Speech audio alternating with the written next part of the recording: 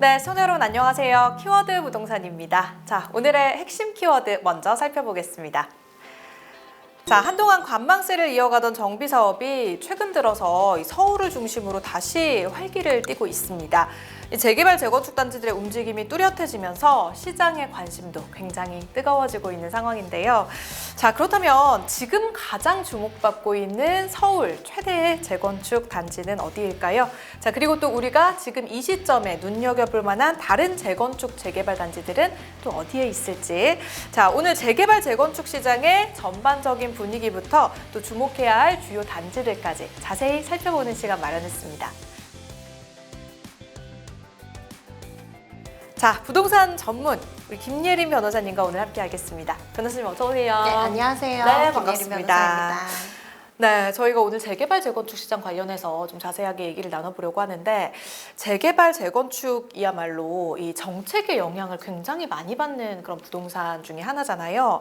그렇기 때문에 작년 말 그 계엄 이후로 시장이 한동안 좀 정책과 함께 같이 좀 멈춰 있었던 게 아닌가 이런 생각이 듭니다. 우리 변호사님께서 살펴본 그동안의 이 재개발 재건축 현장 분위기 어떤가요? 이 재개발 재건축 같은 경우에는 말씀하신 대로 네. 정책의 영향을 많이 받을 수밖에 없거든요. 네. 거기다가 최근에 이제 기조가 그 규제를 좀 완화하는 쪽으로 가다 보니까 이제 재개발 재건축 쪽에 어떤 투자라던가 매매라던가 이런 것들이 좀 독려되는 측면이 있었는데 네. 사실 계엄 이슈 이후에는 거의 멈춰 있다시피 하고 이게 정권이 바뀔 수도 있다라고 생각을 하시니까 아무래도 이제 정책의 연속성을 좀 기대하기가 어려웠던 부분들이 많았던 거죠. 그래서 실제로 이제 좀 관망하시는 분들이 많았고 그런 가운데서도 이제 그 안전한 부동산 예를 들어 강남이라던가 뭐 한남동의 재개발이라던가 그리고 마용성 지역 이런 곳들은 지금 활발하게 거래가 되고 있고 계속 신고가를 찍고 있다라고 보실 수 있을 것 같아요. 그럼 다시 이 재개발 재건축 시장에 대한 기대감이 좀 상승하고 있다 이렇게 봐도 되는 걸까요?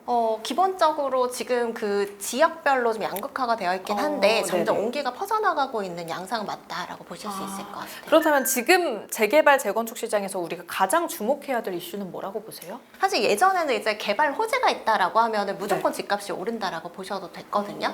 근데 지금은 좀 상황이 다르다라고 생각을 하시면 될 것 같아요. 네. 이게 노후화된 주택은 어쨌든 재개발이든 재건축이든 해서 이제 새 주택으로 지어야 되는데 네. 여기에 들어가는 비용이 너무 많이 들어가는 거죠. 그러다 보니까 이제 분양가 같은 것들도 많이 오르고 그리고 이제 건설사 입장에서도 이게 수익이 줄어들잖아요. 비용이 높아지니까. 그리고 부동산 경기도 이제 뭐 상승장이 아니다라고 했을 때는 아무래도 이제 건설사들은 또 이제 그 수주 자체를 좀 줄일 수 있는 부분들이 있거든요.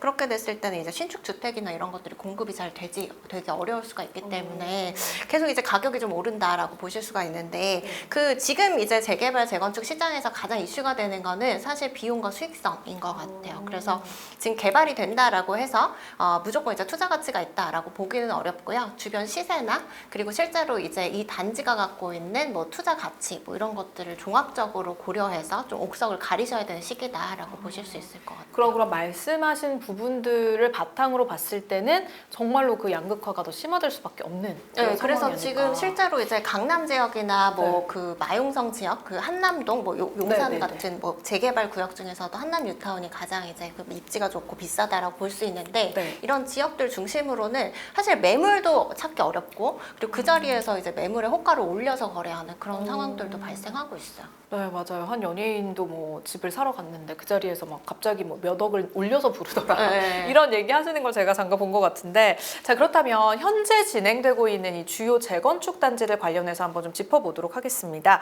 먼저 서울 재건축의 최대어로 꼽히는 압구정 재건축이 올해부터 이제 본격화되어 가고 있는데 가장 빠른 이 압구정 2구역 같은 경우에는 지금 재건축을 앞두고 삼성과 현대 이렇게 굉장히 치열한 경쟁을 벌이고 있다고 합니다. 지금 이곳은 어디까지 진행이 되어 있는 상태인가요? 지금 이제 여기 같은 경우에는 조합 설립이 2021년에 있었고요. 네. 그리고 이제 정비백 변경하면서 최근에 이제 시공사 선정하려고 입찰 공고가 6월에 나올 걸로 예정이 되어 있다라고 보시면 되는데 사실 이제 압구정 3구역 그리고 2구역 같은 경우에 3구역 바로 뒤편에 있거든요. 뭐 이 경우에 입지적으로 봤을 때 압구정 재건축 중에 좀 좋은 입지다라고 볼 수가 있기 때문에 이제 시공사 입장에서는 서로 이제 그 수주를 하고 싶어 하겠죠. 왜냐하면 좀 상징적인 의미들이 있기 때문에. 그래서 실제로 이제 시공 능력 평가 1위, 2위 업체인 뭐 그 현대건설이라던가 삼성물산이라던가 이렇게 지금 적극적으로 시공을 하기 위해서 뭐 여러 가지 절차들을 좀 거치고 있다라고 보실 수가 있는데, 이 현대건설 같은 경우에는 심지어 압구정 현대 상표권까지 등록하고 TF팀까지 마련해서 여기 수주하기 위한 노력들을 좀 하고 있다라고 보실 수 있고요. 그 삼성물산 같은 경우에도 이제 최근에 한남 4구역 수주를 했거든요.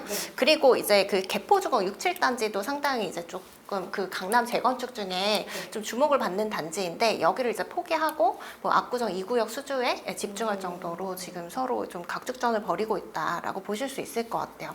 근데 사실 이제 입찰 제안서가 들어와야 이 명확하게 그 조건이나 뭐 이런 것들은 파악을 할 수가 있기 때문에 지금 단계에서는 이제 어떤 형태로 이제 입찰 조건 같은 것들, 시공 조건이 정해질 것인가, 이런 것들을 구체적으로 좀 예측하기는 어려운 상황인 것 같아요.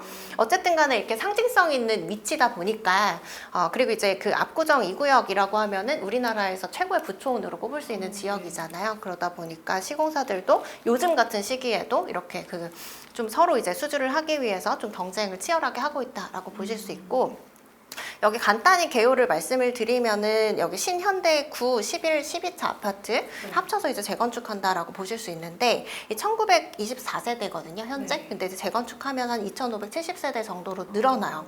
그리고 한강뷰가 한 6개 동 정도 나오고, 이 최고 층수를 보면 65층까지 짓기 때문에 한강이 상당히 좀 잘 보일 걸로 예상은 되죠.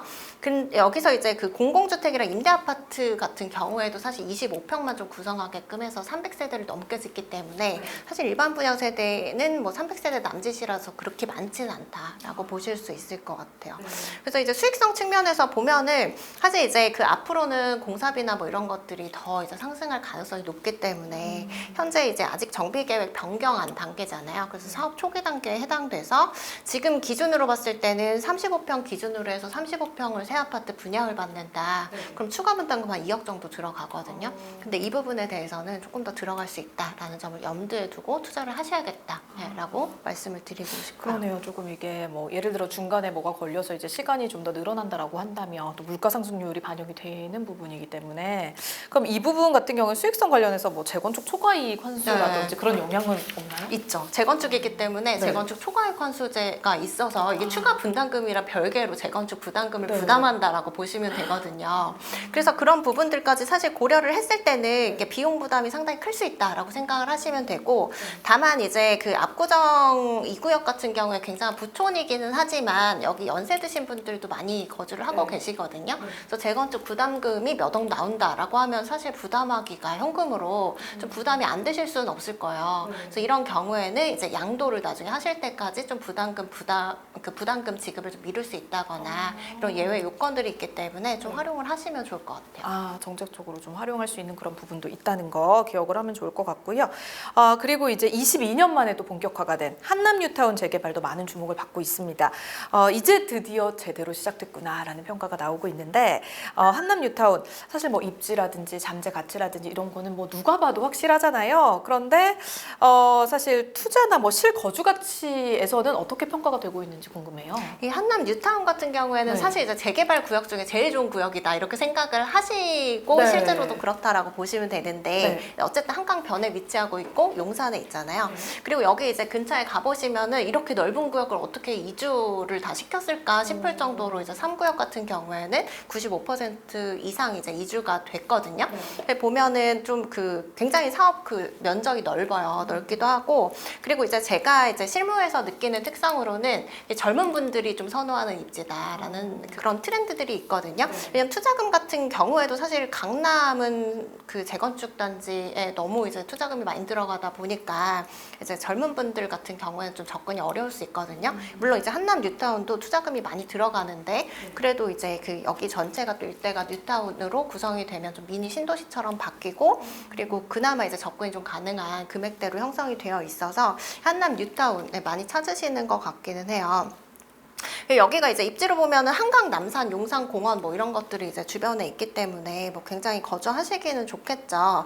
지금 이제 여기 뉴타운 같은 경우에 1구역부터 5구역까지 있다라고 보시면 되고, 사실 가장 선호하는 거는 5구역을 가장 선호하세요. 왜냐 한강에서 가장 가깝기 때문에. 여기 같은 경우에는 DL ENC에서 얼마 전에 수주를 했고 시공사 선정까지 이제 끝났다라고 보시면 되는데, 그 가장 빠른데 이제 꼽으라고 하시면 지금 3구역이죠. 이제 3구역 같은 경우에는 현대건설이 시공을 하고, 그리고 3구역 같은 경우에 지금 이주가 95% 이상 진행이 됐기 때문에 이제 가보시면 다 비어 있어요. 다 비어 있고, 그리고 지금 계획으로는 2029년도에 이제 입주할 예정으로 보시면 되는데, 근데 여기 같은 경우에는 규모도 굉장히 크거든요. 그래서 6,000세대 가까이 지금 되기 때문에 규모도 가장 크고 속도도 가장 빠르다라고 보시면 될 것 같아요.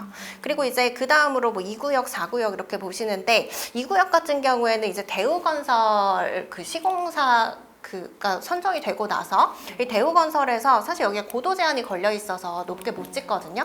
근데 이제 118 프로젝트라고 해서 118m까지 짓겠다라고 약속을 하고 시공사로 선정이 됐기 때문에 이런 부분들에 대한 약속이 이행이 안 될 가능성이 높잖아요. 지금 고도제 완화가 안 되고 있기 때문에. 그래서 이 부분으로 상당히 이제 좀 혼란을 겪었어요. 그래서 시공사 해지를 하냐 마냐 뭐 이런 부분들에 대해서도 좀 이제 조합원 총회라던가 이런 것들을 거치기도 했고, 그런데 이제 결국에는 이제 유지를 하기로 결정이 돼서 지금 진행이 되고 있다라고 보시면 되고, 이 4구역 같은 경우에도 이제 삼성물산, 이렇게 아까 말씀드린 압구정 2구역에서 또 열심히 하고 있는 삼성물산이 시공사로 얼마 전에 선정이 됐다라고 보시면 될 것 같아요. 그리고 이제 1구역은 사실 여기 가보시면 상가가 굉장히 많아요. 그래서 쉽게 개발되기 어려운 곳으로 보시면 되는데 가장 후발주자거든요. 그래서 얼마 전에 이제 신통계 후보지로 선정이 됐어요. 그래서 여기 같은 경우에는 좀 여러 가지 이제 장애 요인도 많고 개발을 하기에는 그렇지만 어쨌든 개발을 안 하고 남겨둘 수는 없으니까 지금 후보지 정도로 선정이 되어 있다라고 보시면 되는데, 이제 그 한남동 이게 일률적으로 말씀드리기는 어렵겠죠. 사업 진행 단계나 뭐 이런 것들에 따라서 다를 테니까.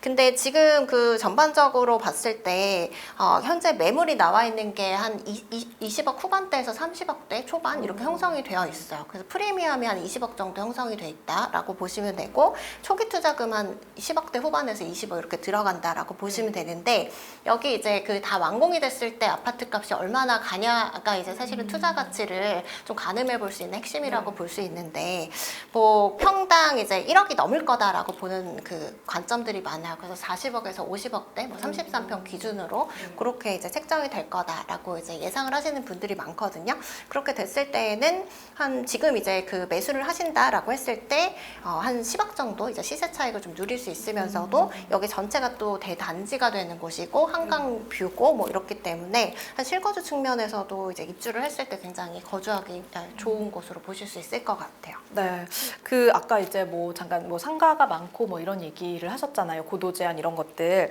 근데 이런 것들은 이제 진행되는 과정에서 뭐 예를 들어서 내년 지방선거라든지 이런 것들로 인해서 그 서울시장이 바뀌었다거나 뭐 그럴 때 영향을 받지는 않나요? 뭐 그럴 수 있겠죠. 왜냐면 신통계획이라는 것 자체가 지금 서울시에서 하는 정책이기 때문에 뭐 이런 것들이 뭐 정책 노선이 확 바뀌어버린다라고 하면은 좀 지연되거나 그럴 가능성이 있긴 하겠지만, 어쨌든 간에 뭐 개발의 필요성은 어느 그 정권이 되었든 간에 좀 필요성이 있는 곳이긴 하잖아요. 그렇기 때문에 개발이 좀 지연되거나 뭐 할 수는 있겠지만 그렇게 안 가진 않는다라고 보실 수 있을 것 같아요. 네, 그렇습니다.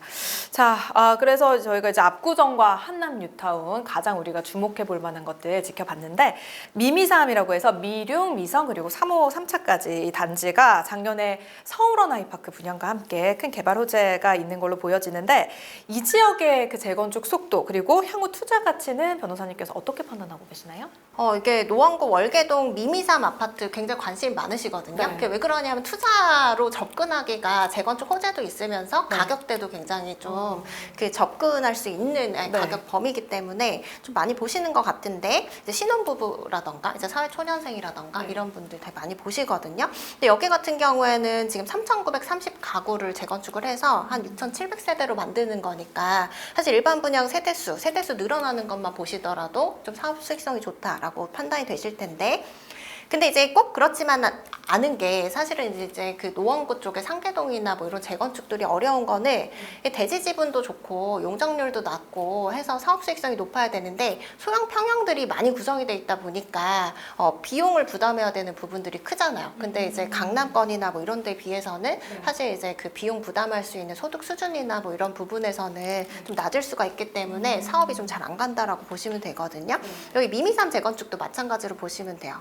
여기 같은 경우에는 지금 정밀 안전진단 통과하고 그리고 지구 단위 계획 지정되고 그리고 나서 이제 그 조합 설립하려고 동의서 걷고 있다라고 보시면 되는데 근데 이제 상당히 좀 주목해 볼 만한 거는 주변에 이제 개발 호재들이 좀 상당히 많이 있다라는 거예요. 그래서 여기 같은 경우에 아까 말씀하신 이제 서울원 아이파크, 그래서 광운대 역세권 개발이 좀 활발하게 되고 있거든요. 이 코엑스 정도로 생각을 하시면 돼요. 그래서 주거도 있고, 뭐 호텔도 있고, 쇼핑몰도 있고, 뭐 이렇게 되어 있기 때문에 상당히 이 광운대 역세권 개발로 좀 호재를 받는 지역이다라고 보실 수가 있는데 이 서울원 아이파크 같은 경우에 한 3,000세대 정도 되거든요. 그래서 분양을 했는데 여기 보면은 그 5구형, 전용 5구형 기준으로 해서 10억 정도 분양을 했고 전용 8사형 기준으로 해서 한 14억 원 정도 이렇게 분양을 했는데 뭐 거의 이제 완판이 됐다라고 볼 수가 있거든요.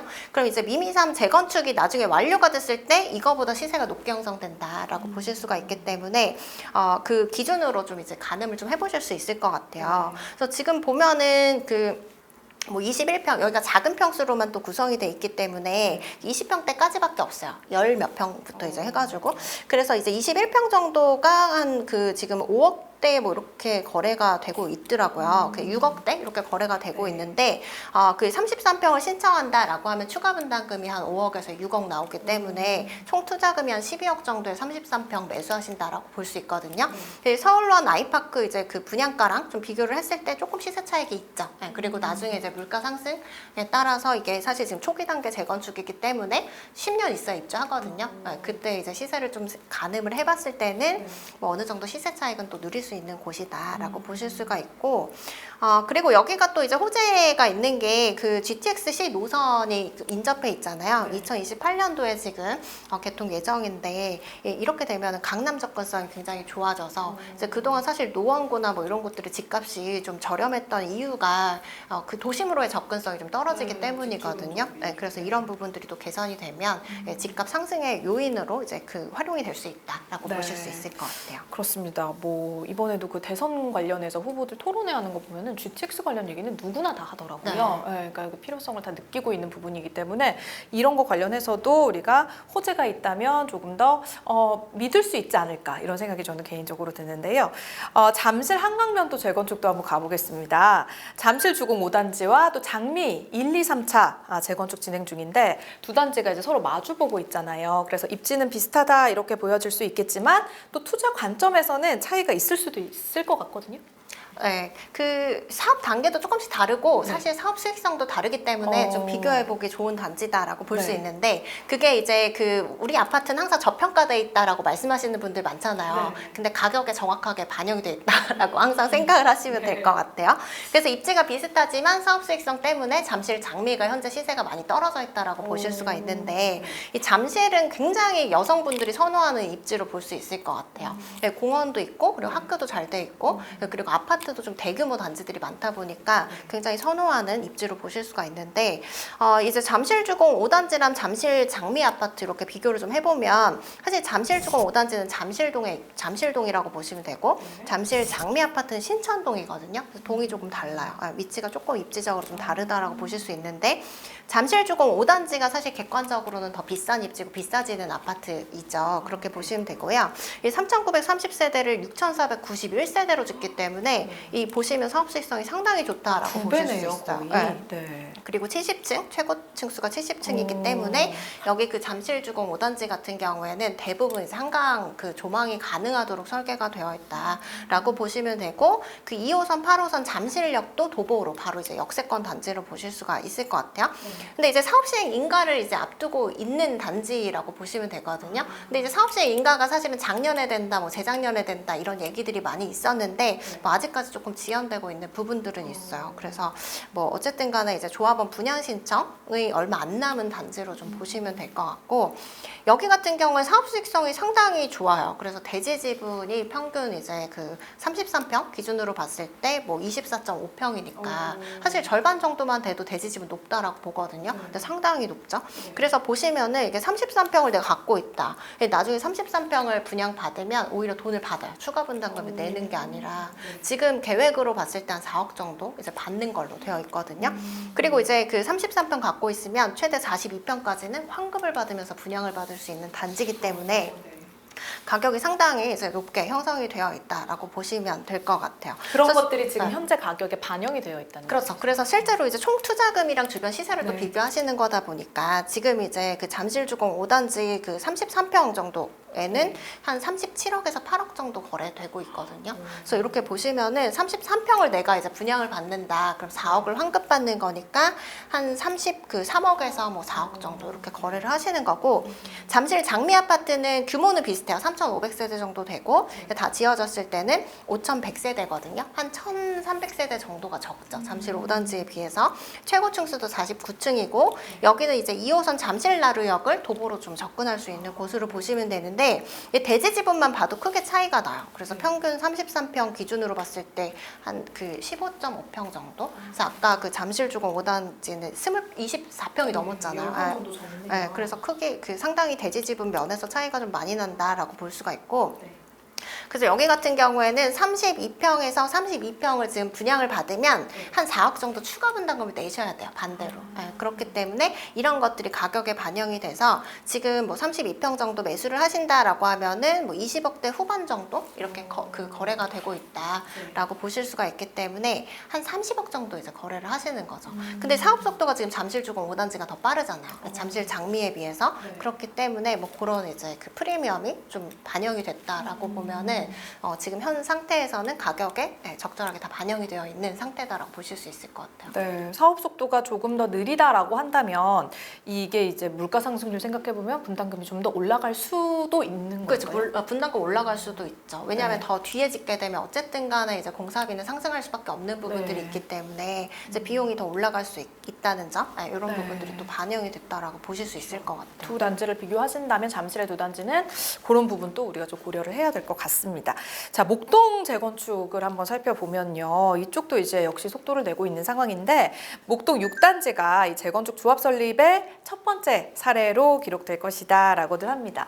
자, 이 사례가 재개발 재건축 시장에 얼마나 중요한 영향을 끼칠 거라고 보세요? 이 목동 재건축 같은 경우에는 다 초기 단계에 머물러 있다라고 네. 보시면 되고, 여기 신탁 방식으로도 상당히 많이 하려고 추진하고 계시고, 그 말씀하신 이제 목동 6단지가 최초로 조합 설립되면서 이제 본격화가 된다라고 이제 기대감을 좀 갖고 있는 것으로 볼 수 있는데, 여기가 이제 1단지부터 14단지까지 있거든요. 이게 다 지어지면 한 5만 세대 가까이 되는 미니 신도시급으로 이제 탈바꿈이 되기 때문에 상당히 이제 투자 가치가 있다라고 보실 수가 있고, 이 재건축 그 평균 수익률도 상당히 좋아요. 목동 같은 경우에는. 그래서 여기가 용적률이 거의 뭐 평균이 120% 정도밖에 안 될 정도로 용적률도 좋고 대지 지분도 상당히 크고 이렇게 보실 수가 있는데, 그래서 이제 투자 가치가 많다. 근데 이제 투자 가치는 좋은데 문제는 이제 다 초기 재건축에 머물러 있다 보니까 한참 기다리셔야 될 수 있다라는 점을 좀 염두에 두셔야 될 것 같고요.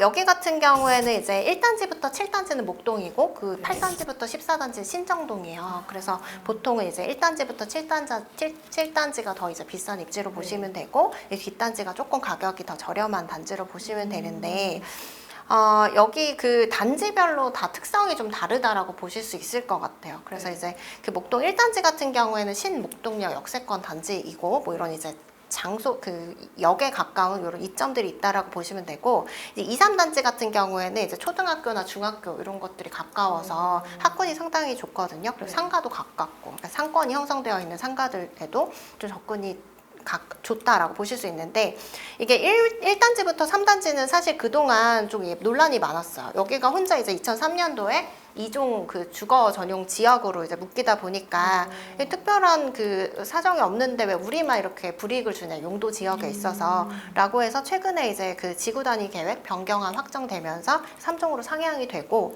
근데 다만 이제 공공 기여를 좀 재건축 시에 많이 하는 방향으로 좀 요구를 하기 때문에 이 부분 관련해서는 앞으로도 좀 분쟁의 소지는 있다라고 보실 수 있을 것 같아요.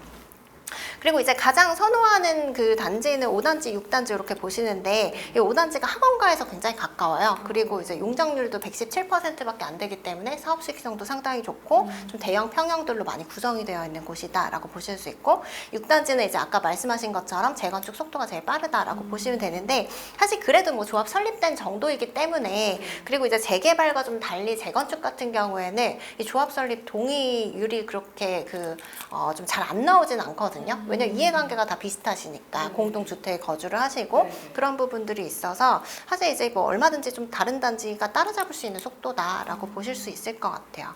그리고 이제 이 목동 6단지 같은 경우에는 조금 독특한 게 조합 직접 설립 제도를 활용해서 그 조합을 설립을 했거든요. 이렇게 되면 추진이 설립 안 하고 바로 조합으로 갈 수 있기 때문에 사업 기간을 좀 단축할 수 있는 장점이 있어요. 그리고 그것뿐만 아니라 뭐 이렇게 됐을 때 사실 이제 서울시에서 좀 그 예산을 미리 한 3억 정도 받아서 좀 비용으로 쓸 수 있는 장점들이 있거든요. 근데 사실 이제 초기 단계에 사업을 진행을 한다라고 하면은 돈이 들어가잖아요. 그냥 할 수는 없기 때문에. 근데 이제 돈을 내는 사람은 없거든요. 그럼 주민들한테 각출해서 해야 되는데, 이제 주민들은 사실 돈 내라고 하면 개발은 원해도 돈을 내는 거는 별로 원치 않는 경우가 많거든요. 그래서 초기 단계에 그래서 이제 그 불분명한 뭐 돈들을 좀 대여해서 쓴다거나 뭐 이게 나중에 이제 조합의 사업비 증가나 또 비리로 이어지는 이런 일들이 많았는데, 이 조합 직접 설립 제도를 활용을 하면은 초기 단계에 좀 비용 같은 것들을 좀 빌려 쓸 수 있는 부분들이 있어요. 지원을 받을 수 있는. 그렇게 되면 사실 이제 그 추진이 단계를 뛰어넘어서 바로 조합을 설립해서 이제 그 좀 짧아지는 사업 기간뿐만 아니라 사업에도 좀 탄력이 붙을 수 있는 부분들이 있다라고 보실 수가 있고, 이제 이게 그 목동 6단지에서 좀 그 성공적인 사례로 좀 기록이 된다라고 하면은 이제 다른 그 지역들에서도 좀 많이 활용할 여지가 있을 것 같아요. 그리고 이제 그 7단지 같은 경우에는 주변에 그 여기가 오목교역 5호선 그 도보로 접근할 수 있거든요. 목동역도 좀 가깝고, 네. 그리고 고급 주상복합들이 좀 질비해 있어요. 네, 그렇기 때문에 좀 그 주변 환경이 좀 이렇게 잘 되어 있죠. 그리고 8단지, 14단지는 사실 진행이 앞단지에 비해서는 좀 원활히 되고 있지는 않다라고 보실 수가 있고, 뭐 이거는 사실 이제 그 수익성이 좋아야 재건축에 대한 유인, 기대감도 높아지는 거니까 주민들의 협조가 커질 수밖에 없잖아요. 근데 아무래도 이제 앞단지가 수익성이 좋고 뒷단지가 좀 덜 좋다 보니까 입지적으로도 더 비싸질 수밖에 없고 하다 보니까 좀 앞단지 위주로 좀 빠르게 진행이 되고 있다라고 보시면 될 것 같아요. 그리고 여기 목동 재건축 같은 경우에는 아직 이제 확정적으로 얘기하기는 어렵지만 대부분 동일한 평형으로 이동했을 때 그 추가 분담금 안 내고 돈을 환급받는 형태의 수익성이 좋은 재건축으로 보시면 되거든요. 그렇기 때문에 아직 이제 그 좀 저렴하게 접근하실 수 있고 초기 단계에 머물러 있기 때문에, 그리고 나중에 좀 부담 없이 또 새 아파트를 분양받을 수 있는 점들이 있어서 그 목동 재건축 같은 경우에는 투자나 뭐 실거주 측면에서 접근하시기도 굉장히 좋은 단지로 보실 수 있을 것 같아요. 네.